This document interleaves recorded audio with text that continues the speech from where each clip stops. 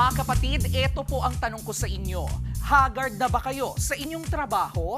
Alam niyo po ba na special working day today? Dahil ngayong araw ay ginugunita po natin ang First Philippine Republic Day, ang unang republika ng Pilipinas o tinatawag ding Malolos Republic ay idineklara ni General Emilio Aguinaldo noong January 23, 1899. At dahil po dyan, nailagay sa mapa ang Pilipinas bilang unang republika sa Asia.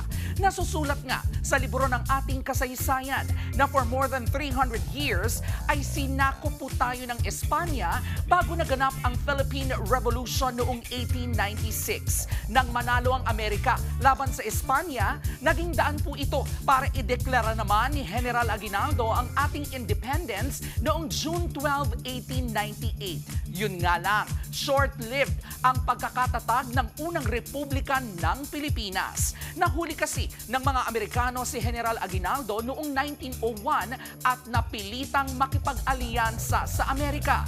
Ganun pa man, mahalaga pa ring alalahanin ang araw na ito bilang pagpapahalaga sa katapangan at kabayanihan ng ating mga ninuno.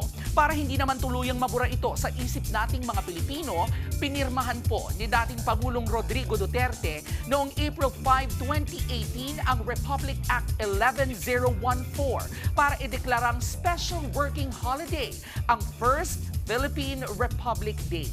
Ilang daang taon man ang lumipas, mahalaga pa rin na balik-balikan po natin ang mga bahagi ng ating kasaysayan at pagka-Pilipino. Dahil gaya ng lagi po naming sinasabi, ang mga gantong K-alaman ay maituturing din pong K-yamanan. K-okay.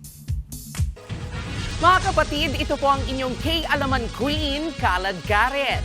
Always remember na ang K-alaman ay K-yamanan. Kaya para sa latest showbiz news at dagdag impormasyon, mag-follow at mag-subscribe sa social media pages ng News 5. Okay?